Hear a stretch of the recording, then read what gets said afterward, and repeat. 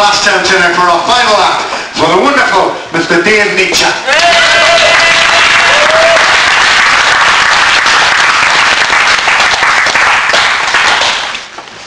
Hello, are you alright? Alright. So my name's Nietszche. I've been unemployed now for, what, just under a year? But 2 weeks tomorrow, I'm going to be starting a new job. Yeah, thanks for the support. But, you might think that in these times of recession and depression that having a job is a good thing, and yeah, objectively, I guess you're right. I mean, there's got to be some good things about it. Maybe my parents will start talking to us again. That might be quite nice. They're of an older generation. They kind of think that, like, being unemployed is somehow immoral. But, fuck them and fuck their morality, because if more people of my parents' generation had done a bit more anal back in the day, we wouldn't have this pensions crisis and recession wouldn't be a big problem.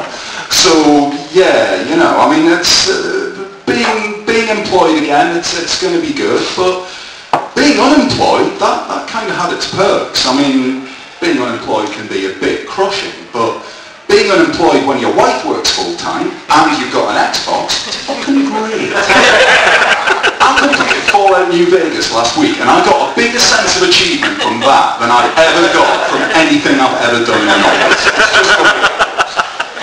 I haven't wasted my time while I've been unemployed. I've used it very wisely.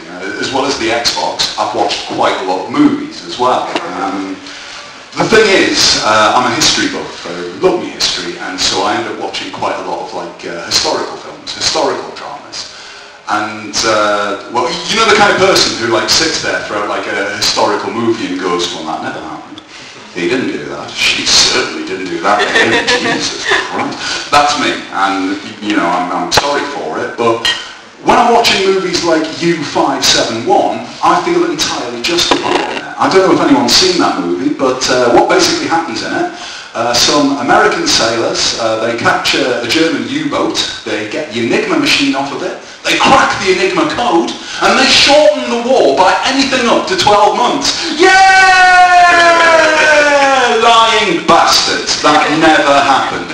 We got the Enigma machine, we cracked the code at Bletchley Park, it's our little bit of war glory, it's not yours, please leave it alone. Every single major or mainstream Hollywood movie has that sort of rewriting of history. I'm astonished that the movie Gladiator didn't end with a caption dedicating it to all the Americans who died in the mid-Roman Empire. The Patriot, that's another one. The Patriot is set in the American War of Independence, and you may or may not know that the two sides in that, there was the American settlers, and there was the British Army, which was actually made up mainly of Germanic Hanoverian mercenaries provided by our German Hanoverian King George III. But if you watch this film, you'd think that every single British soldier has got into the army by way of Bumfloss College, Cambridge. It's just not fucking good. I shouldn't get so annoyed by it. I do know that. It is a Mel Gibson movie, after all. I should just kind of be grateful that the lead bad guy wasn't called Major General Sir Jewboy Sugar Tits. Pretty much a bonus in that regard. But yeah, I don't like this kind of rewriting of history that gets done by the movie industry. It always seems to be in favour of America as well. It's by Americans telling Americans that America is lovely and wonderful and everything that they've ever done is completely fantastic. I don't really like that. I mean, if you tell a bunch of people who already have a sense of manifest destiny that everything they do is wonderful, they're going to start to think that everything that they do from now will be wonderful because it's them doing it. And I really don't think that anybody in Iraq and Afghanistan is going to agree with that too much. And it's getting silly, because, they don't just pick on Iraq and Afghanistan and Iran now. No, they started on Scotland. Because apparently what you need to wind yourself down after starting wars with a bunch of mad bastards trying to blow you up is you need to pick a fight with the Scots. That's obviously what you're going to do. But what they've done, I don't know if you know about Scotland and the Lockerbie bomb. There was a guy called Mohammed al-Maghrabi, and he was in prison in Scotland for the fucking Lockerbie bomb. Seems straightforward. But many went and got pancreatic cancer. It's terminal, he's going to die, so Scotland, the Scottish government, released him early on compassionate grounds, let him go home to Libya. It's very nice. The selfish twat has refused to die since then, but that's completely by the by. It's a lovely, compassionate gesture. Not if you listen to America. America are furious about this. The American Senate really kicked off. It was like, you can't do that, terrorist, let go. That was actually from a transcript of But what they said that no, this was not a release on compassionate grounds.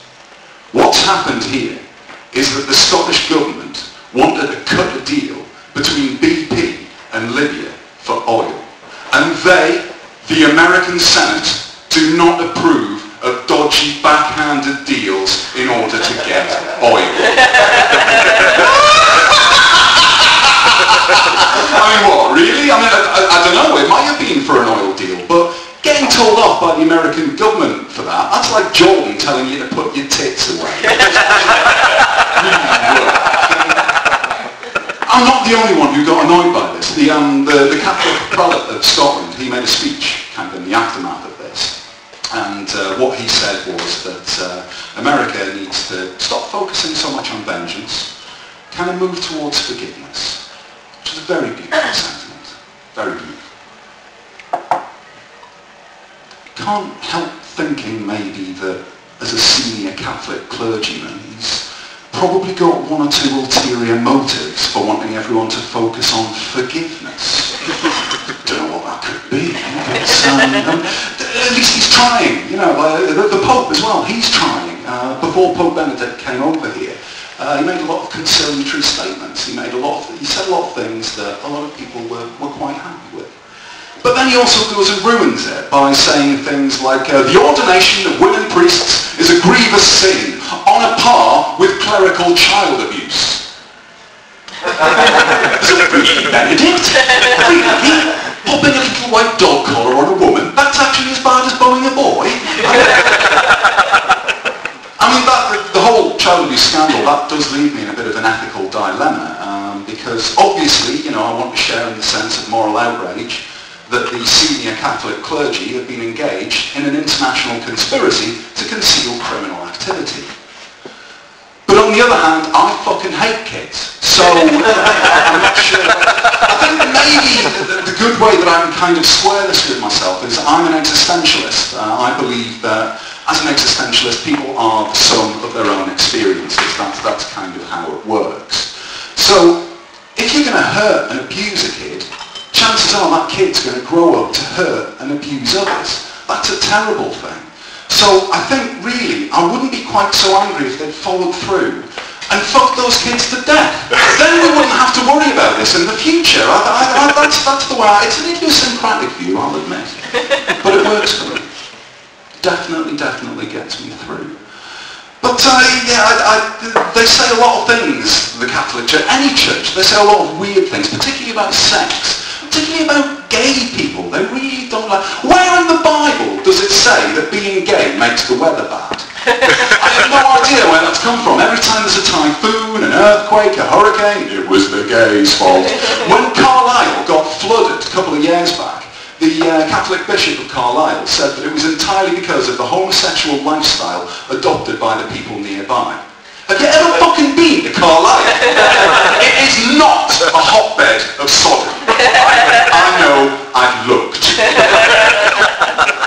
It's just, I don't understand why people still, listen to the clergy when they're telling them what to do, because they're so obviously talking shit. I think, probably, it stems from, there's an old church idea that if you're going to be one of the faithful, you should turn your back on the world, turn your back on that which is earthly, and only focus on that which is spiritual. Just think about what's spiritual. Don't worry about the fact that what's spiritual happens to be what we're fucking telling you to do. Just think about that. And I think that's really quite heartbreaking. Can you imagine, telling a bunch of people not to focus on what's going on in the world? There's a lot of beauty and wonder in the world. And some churches are making their followers miss it. I'll give you an example of that. I was at the supermarket the other day, and I was walking along, and I overheard a woman say to her boyfriend, "Hey, Luke, do you remember the time that I farted on your balls?" That's just the most beautiful statement I've ever heard. Your dad, Mark, your dad would have absolutely loved that. Enough of it. The only thing, it left me with one nagging, creeping little dent, and that was the way that she phrased that question. Do you remember the time I farted on your balls? If my missus had farted on my balls, I would think and speak of very little else ever. I would have just done an entire 10-minute set about nothing but balls and how one can fart on them. But instead, I just chose to close with it. So you've all been very, very lovely, and I've been dear Nietszche. Thank you.